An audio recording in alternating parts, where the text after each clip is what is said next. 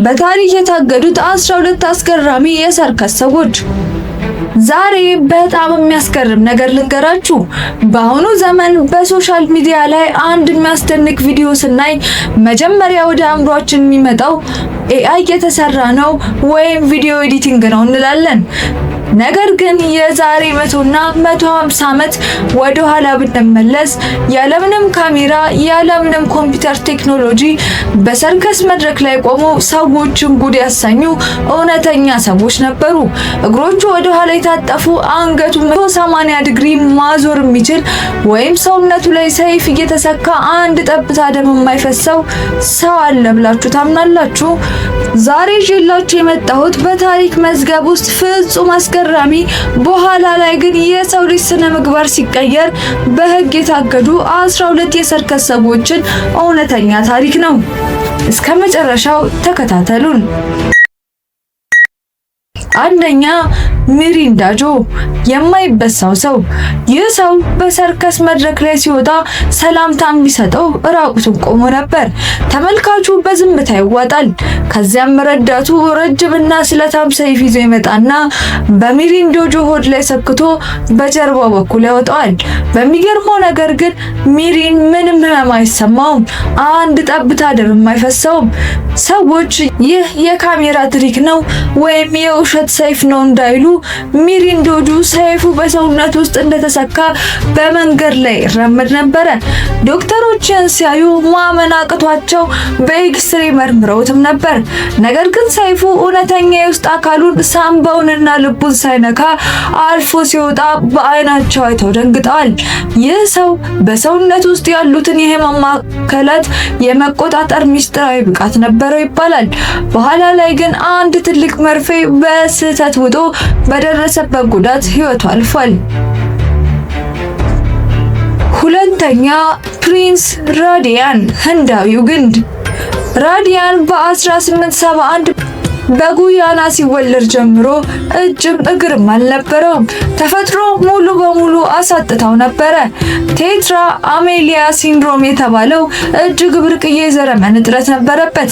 ነገር ግን ፒቲ ባራም የተባለ ታዋቂ የሰርከስ አዘጋጅ አሜሪካ ይዞት መጣ። መድረክ ላይ ሲወጣ ልክ እንደ ትራስ ወይም እንደ እንጨት ግንድ መሬት ላይ ይተኛል። ነገር ግን ሰዎችን ያስገረመው እጅና እግር ማጣቱ ሳይሆን በአፉ ብቻ የሚያደርገው ተአምር ነው። በራሱ አፍ ብቻ ክብሪት ጭሮ ሲጋራ አቀጣጥሎ ያጨስ ነበረ። በተጨማሪም በአፉ መላጫ ይዞ ይላጫል፣ በብሩሽ ስዕል ይስላል፣ ይጽፍም ነበር። በዚያም ላይ 4 ቋንቋዎችን በእንግሊዝኛ፣ ፈረንሳይኛ፣ ጀርመንኛና ሂንዲ መናገር የሚችል በጣም ብልህ ሰው ነበረ። ከሰርከስ መድረክ ጀርባ ትዳር መስርቶ 5 ልጆችን አሳድጓል። ሶስተኛ፣ ማርቲን ላውሬሎ የሰው ጉጉት። ማርቲን በጀርመን ተወልዶ ወደ አሜሪካ የመጣ ተዋናይ ነው። መድረክ ላይ ጀርባውን ሰጥቶ ይቆማል። ከዚያም ፊቱ ሙሉ በሙሉ በ180 ዲግሪ አዙሮ ተመልካቹን ቀጥ ብሎ ያያል። ልክ እንደ ጉጉት ወፍ ማለት ነው።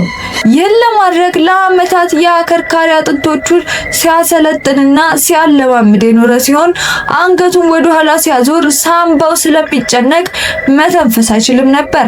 ነገር ግን ቢራ መጠጣት ይችላል። ሰርከስ በነበረበት ወቅት የሰው ጉጉት በሚል ስም ትልቅ ዝናን አትርፏል። በወቅቱ የነበሩት ጋዜጠኞች ይህ ሰው የአከርካሪ አጥንቱን የሰበረ ይመስላል ብሎ ይጽፉ ነበር። እሱ ግን ይህ የተፈጥሮ ተለዋዋጭነት ተጠቅሞ በሺዎች የሚቆጠር ዶላር ሰብስቧል። አራተኛ፣ ጆኒ ኤግ ግማሹ ሰው። ጆኒ የተወለደው ከወገቡ በታች ምንም አይነት አካል ሳይኖረው ነው። የሆድ ዕቃው የታችኛው ክፍልና እግሮቹ ሙሉ በሙሉ አልነበሩም። ነገር ግን ጆኒ እጅግ በጣም ንቁ፣ ብልና ደስተኛ ሰው ነበር። በሰርከስ መድረክ ላይ በእጆቹ ብቻ እየተራመደ ሰርከስ እየሰራ ሰዎችን ያስደንቅ ነበረ። የሚገርመው በእጆቹ ብቻ የሚነዳው ልዩ መኪና ነበረው። በተጨማሪ የራሱን ኦርኬስትራ ይመራ ነበር። ዋና ይዋኝ ነበር፣ ስዕል የሚስል ነበር። ህይወቱን በሙሉ እኔ ግማሽ አካል እንጂ ግማሽ ህይወት የለኝም እያለ በደስታ የኖረ ሰው ነው። በ1932 ፍሪክስ በተባለው ፊልም ላይ በመተወን በሆሊውድ ጭምር ትልቅ ስም ትቶ አልፏል። አምስተኛ፣ ማይርትል ኮርቢን ባለ 4 እግሯ ሴት። ማርትል በ1868 ስትወለድ በተፈጥሮ ጉድለት ምክንያት ከወገቧ በታች 4 እግሮች ነበሯት። ይህ ዲፒኩስ የሚባል የተፈጥሮ ክስተት ሲሆን በማህፀን ውስጥ ሌላ መንትያ ሊፈጠር ሲል ሳይሳካ ቀርቶ የታችኛው አካል ለሁለት ሲከፈል የሚመጣ ነው። ሁለቱ ውጫዊ እግሮቿ መደበኛ ሲሆኑ መካከለኞቹ ሁለቱ ግን ያነሱና ደካማ ነበሩ። የሰርከስ ባለቤቶች ይህን ልዩነቷን አይተው በሳምንት $450 በአሁኑ ዘመን ሲሰላ ወደ $15,000 ገደማ ይከፍሏት ነበረ። ማርትል ግን ህይወቷን በሰርከስ ብቻ አላሳለፈችም። ኋላ ላይ ዶክተር አግብታ 5 ጤናማ ልጆችን ወልዳ በጣም የተከበረና ሰላማዊ ህይወት ኖራለች። 6ኛ አሊስ ዶኸርት የአሜሪካዋ የሱፍ ልጅ። አሊስ በ1887 በሚኒሶታ ስትወለድ ፊቷና መላ ሰውነቷ ረጅምና ለስላሳ በሆነ ወርቃማ ፀጉር የተሸፈነ ነበር። ይህ ሃይፐርትሪኮሲስ የሚባል በታሪክ ውስጥ በጥቂት ሰዎች ላይ ብቻ የታየ የዘረመል ስህተት ነው። ወላጆቿ ገና የ2 ዓመት ልጅ እያለች ነበር ለሰርከስ ያከራዩት። ምክንያቱም እሷን ለማየት ህዝቡ ያብዱ ነበረ። ፊቷ ላይ ያለው ፀጉር እስከ 2 ኢንች ያድግ ነበር። ነገር ግን አሊስ በጣም ጨዋ፣ ቁጥብና ሰላማዊ ሴት ነበረች። በሰርከስ ብዙ ገንዘብ ካጠራቀመች በኋላ ገና በወጣትነቷ በ1915 ራሷን ከእይታ አግልላ በሰላም ኖራለች። 7ኛ ፓስኳል ፒኖን ባለ 2 ጭንቅላቱ ሰው። ፓስኳል በቴክሳስ የባቡር ሀዲድ ሰራተኛ የነበረ ሜክሲካዊ ሲሆን ግንባሩ ላይ ትልቅ የተፈጥሮ እብጠት ነበረው። አንድ የሰርከስ አዘጋጅ ይህን ሲያይ ትልቅ የገንዘብ ምንጭ እንደሆነ አሰበ። ከዚያም ከሰም ወይም ዋክስ የተሰራ የሰው ፊት እብጠቱ ላይ በጥንቃቄ በመለጠፍ ባለ 2 ጭንቅላቱ ሰው ብሎ ማስታወቂያ ሰራለት። ሰዎች ሁለተኛው ጭንቅላት እውነተኛ መስሏቸው አይኑን ይረግጣል፣ ያወራል እየተባለ የተወራውን ወሬ አምነው ለማየት ብዙ ገንዘብ ይከፍሉ ነበር። ፓስኳል ለዓመታት በዚህ መልክ ከሰራ በኋላ ያገኘውን ገንዘብ ይዞ እብጠቱን በኦፕሬሽን አስወግዶ ወደ ቀድሞ ሰላማዊ ህይወቱ ተመልሷል። 8ኛ ልዕልት ፓውሊን። ፓውሊን በ1876 ኔዘርላንድ ውስጥ የተወለደች ሲሆን በጊነስ ቡክ መዝገብ ውስጥ እስካሁን ድረስ በዓለማችን በጣም አጭሯ ሴት ተብላ የምትታወቅ ነች። ስትወለድ ቁመቷ 30 ሴንቲሜትር ብቻ ነበረ። ሙሉ በሙሉ አድጋ የጨረሰችው ደግሞ 61 ሴንቲሜትር ላይ ነው። ልክ እንደ አንድ መካከለኛ አሻንጉሊት ማለት ነው። በሰርከስ መድረክ ላይ በጣም በሚያማምሩ በልዩ ሁኔታ በተሰፉ ቀሚሶች አጊጣ ትደንስ ነበር። ፈረንሳይ፣ ጀርመን እና እንግሊዝ ድረስ በመሄድ የነገስታት ቤተሰቦችን አስገርማለች። በሚያሳዝን ሁኔታ ግን ገና በ19 ዓመቷ በኒውዮርክ ከተማ በሳምባ ምች ህመም ህይወቷ አልፏል። 9ኛ ቻንግ እና ኢንግ የሲያም መንትዮች።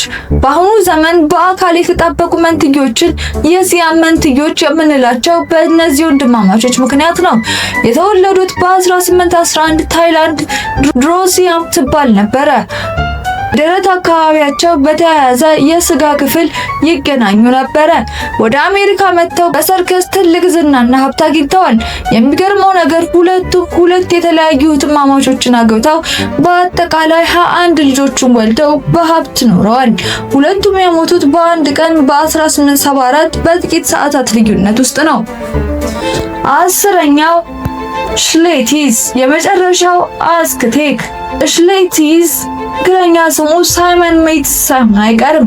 የተወለደው ማይክሮሲፋሊ በሚባል የአእምሮና የጭንቅላት እድገት እጥረት ህመም ነው። ጭንቅላቱ በጣም ትንሽ ሲሆን የአእምሮ እድገቱም ልክ እንደ ባለ 3 ዓመት ህፃን ነበረ። በሰርከስ መድረክ ላይ ሁልጊዜም ሴት ይመስል ረጅም ቀሚስ ይለብስ ነበር። ምክንያቱም የሽንት መቆጣጠር ችግር ስላለበት ቀሚስ መቀየር ይቀል ነበረ። ነገር ግን ሽሌቲዝ በጣም ተወዳጅ፣ ሁልጊዜ ፈገግተኛ፣ ዘፈንና ጭብጨባ የሚወድ በመሆኑ የሰርከሱ ተመልካች በፍቅር ይስብ ነበረ። ፍሪክስ በተባለውም ታዋቂ ፊልም ላይ ተውኖ ትልቅ ዝናን አትርፏል። 11ኛ ፌሊክስ ዌርሌ የላስቲክ ሰው። ፌሊክስ ኤhlers-Danlos ሲንድሮም የተባለ የቆዳ ህመም ነበረው። ይህ ይህ ህመም በሰውነት ውስጥ ያለውን ኮላጅን ስለሚጎዳ ቆዳ በሚያስደነግጥ መልኩ እንዲለጠጥ ያደርጋል። ፊሊክስ የጉንጩን ቆዳ ስቦ እስከ ትከሻው ማድረስ ይችላል። የደረቱን ቆዳ ስቦ ፊቱን መሸፈን ይችላል። ወይም የእጆቹን ቆዳ ስቦ እንደ ላስቲክ ማሳየት ይችላል። መድረክ ላይ ወጥቶ ቆዳውን ሲያሳያቸው ሰዎች ፍርሃትና መደነቅ በአንድ ላይ ይዛቸው ነበረ። ይህንን ልዩነቱን ተጠቅሞ በበርካታ የአውሮፓ ሰርከሶች ውስጥ በከፍተኛ ክፍያ ሰርቷል። 12ኛ ጀነራል ቶም ታም ታናሹ ሚሊዮነር። ትክክለኛ ስሙ ቻርልስ ስትራንተን ይባላል። በ1838 የተወለደው ቻርልስ ገና በ5 ዓመቱ እድገቱ የቆመ በጣም አጭር ሰው ነበረ። ነገር ግን እጅግ አስደናቂ የትወና፣ የኮሜዲ፣ የፎቶና የዘፈን ተሰጥኦ ነበረው። በታዋቂው ሾማን ጀነራል ቶም ታም የሚል ስም ተሰጥቶት በመላው ዓለም አዞረው። በሰርከስ ዓለም ውስጥ በጣም ታዋቂ በመሆኑ የብሪታንያ ንግስት ቪክቶሪያ ራሷ ቤተ መንግስት አስጠርታ አነጋግረዋለች። በወቅቱ በጣም ባለሀብትና ሚሊዮነር ለመሆን የበቃ ሲሆን የሰርከስ ዓለምን የገንዘብ ታሪክ የቀየረ ኮከብ ነበረ። እንግዲህ ተመልካቾቻችን የመጀመሪያዎቹ 12 አስገራሚ ሰዎች ታሪክ ይህን ይመስል ነበረ። እነዚህ ሰዎች በተፈጥሮ ስጦታቸው ወይም ህመማቸው ተጠቅመው በወቅቱ ዓለምን ጉድ አሰኝተዋል። ነገር ግን ታሪኩ ገና አላበቃም። ገና በሁለተኛ ክፍል በሚቀጥሉት ሌሎች 13 ሰዎችን ይዤላችሁ እመጣለሁ። ክፍል 2 እንዳያመልጣችሁ አሁኑኑ ቪዲዮ ላይክ እና ሰብስክራይብ አድርጉ።